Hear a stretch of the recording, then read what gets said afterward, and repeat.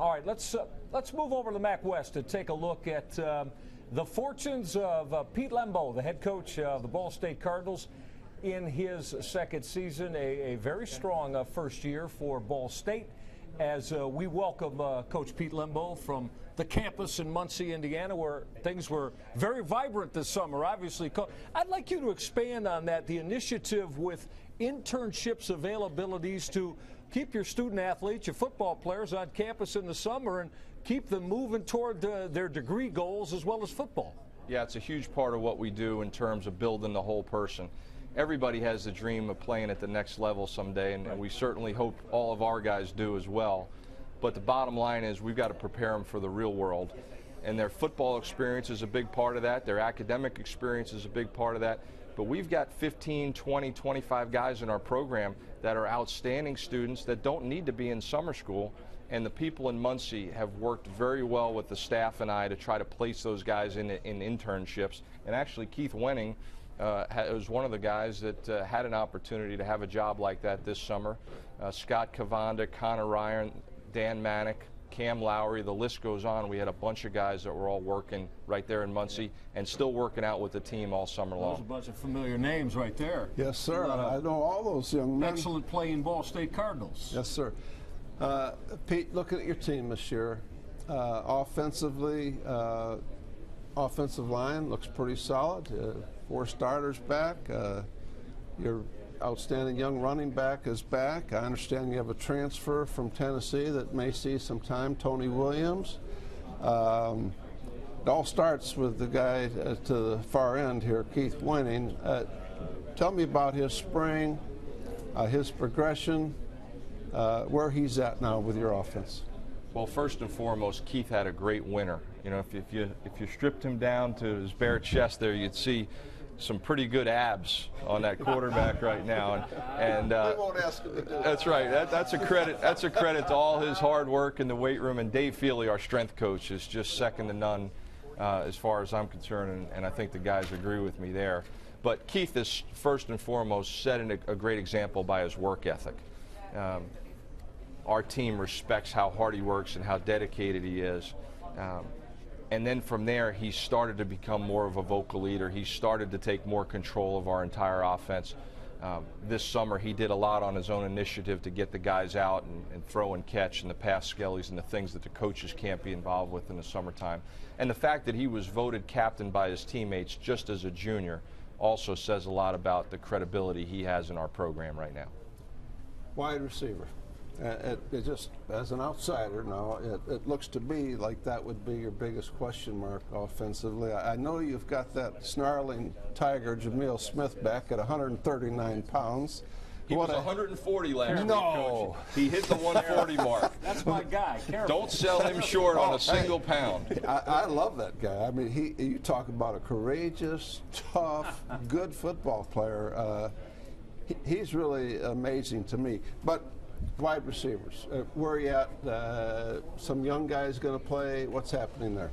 Well, I felt really good about the progress we made at that position in the spring. Like everybody else, second year in the system, second year with the same coaches. Yep. Just that comfort level, and they're starting to speak our language now. Mm-hmm. When they make a mistake, they can generally tell us why they did or why they thought this was the best course of action. So there's that comfort level that we're seeing across the board is also evident with our wideouts.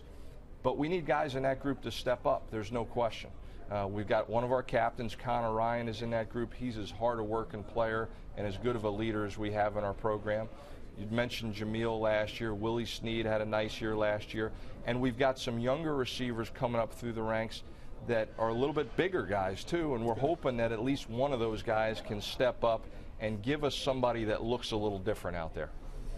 Ball State's Cardinals very, very blessed to be represented by 2 young men that are outstanding talents, linebacker Travis Freeman, quarterback Keith Wenning. We say hello to both you gentlemen. Welcome to Detroit. Good to have you here. Thanks for having us. Thank you. Travis, you know, look at defensively last year, and while you had some capabilities, there were some big play capabilities, but I'm sure overall you probably feel that there's got to be improvements defensively about where your football team could go.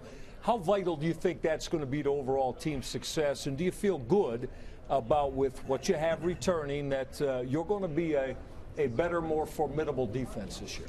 Yes, that brings me to something that I once read by Tony Dungy. He said, we don't do anything extraordinary, we do the ordinary things well.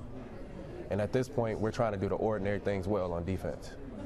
Tackling, getting your hands off people, getting off blocks, running to the football, cutting down space and open field. Effort. Effort is a big thing this year. We want to run to the football. If you can correct those small things, they always make the bigger picture better. Sure. And I think those are the things that we're trying to improve on as a defense, as a unit. Because when you can do those things, you create things like turnovers. When everybody's on the same page and things like that. And with me, ever since I've been at Ball State, we've had a different defensive scheme every year. So this will be my second year going into this. This will be my first time going into a defense I actually played. For the second season? Yes. Yeah. And that right there is a privilege. People don't understand how much of a privilege it is to have your same coach or your same defensive coordinator, that is. Yeah. And I think that's going to help us a lot because people understand the scheme that they're trying to put in place here at Ball State. That's an enthusiastic football player right there, isn't he? Huh? You can hear the passion. I've had the extreme pleasure to coach that young man for 1 year. I know. And I'll tell you, he is a tackling machine. 134 tackles last year. Yes, Travis, looking at your defense, you lost a couple of defensive linemen. Mm-hmm. I like your corners, of course, in Pinkston and Garrett. Yes, I think they're both quality players. I love Nathan Ollie. I think he is going to be one of the premier inside defensive players in the conference.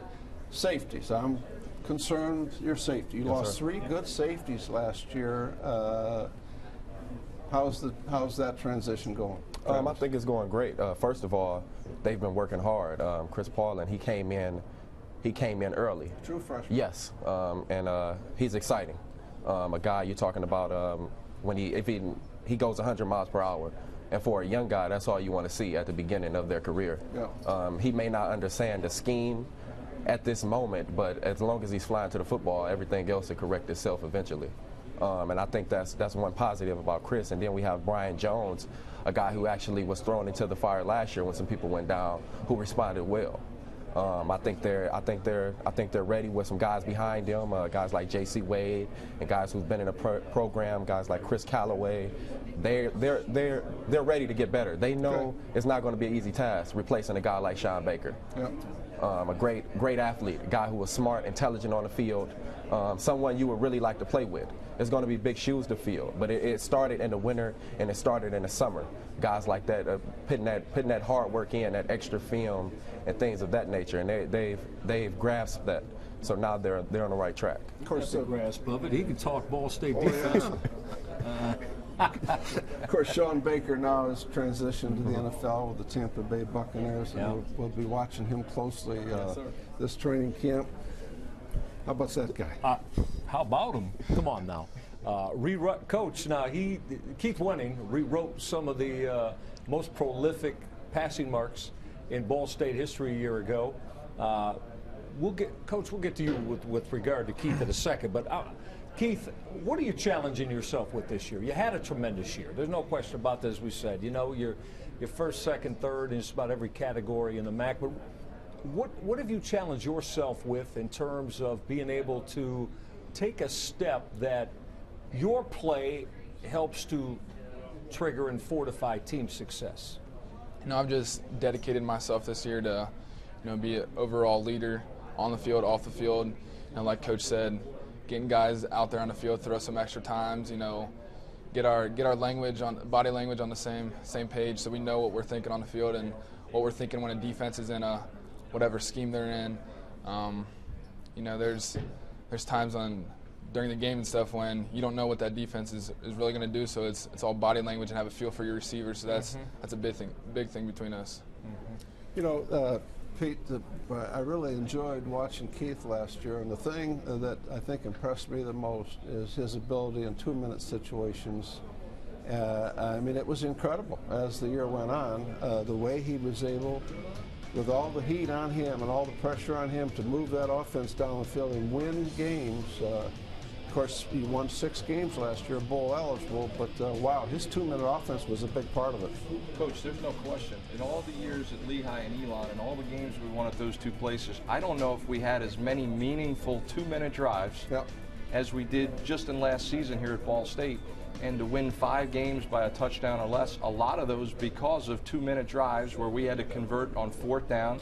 And a lot of that credit goes to Keith, but the whole unit, just the composure and the belief and the quiet confidence and the even-keeled nature of doing what we do. And that's something we've really tried to impress upon our offensive coaches, is that we're very humble, but we're quietly very confident. We believe in what we do, and whether it's 4th and 8 in a critical situation or it's the first play of the game, we do what we do. No panic sets in with the quarterback, and it starts with that guy, and then it moves through the whole offense. Confidence, I think, is the key thing. Yeah, and Pete, you know, you mentioned Lehigh and Elon, your 2 previous coaching stops.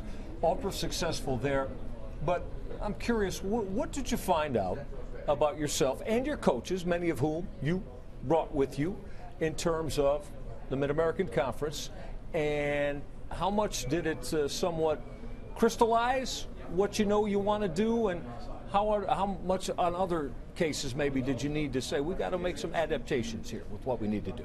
Well, I don't think there's any question that this time last year we were a bit of an unknown. You know, most of the head coaches in this league tend to be Big Ten assistants or BCS coordinators that get hired into these jobs. And I think what we learned last year is if you have great staff continuity, chemistry, consistency, you're on the same page, there's trust, I don't have to micromanage those guys. Right. You can pick up a staff and move it anywhere and have a smooth transition. I can't imagine that our transition could have gone any smoother than it did. And it starts with having great guys that are willing to buy in, but then you have to have a good plan and a good vision for where you're going to sell to those players. And my gut is from day one, these guys saw that here's a staff that's together, that's unified, that believes in each other, they enjoy being around each other, and everything just sort of went in a positive direction from there. Absolutely. All starts, too, with the conference game, and we're delighted you guys could stop by with us today. Pete Lembo, Travis Freeman, Keith Wenning. Excellent. Have a fabulous year. We'll see you very early in the season. Open up in the conference game against Eastern Michigan on August 30th. Doesn't get any better than that. Yeah, right. We're excited. Thanks, Pete. Appreciate it. Travis, Keith, Thank you. have a great year.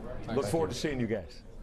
Tremendous representatives for the Mid-American Conference and college football. Pete Lembo with his Ball State Cardinals.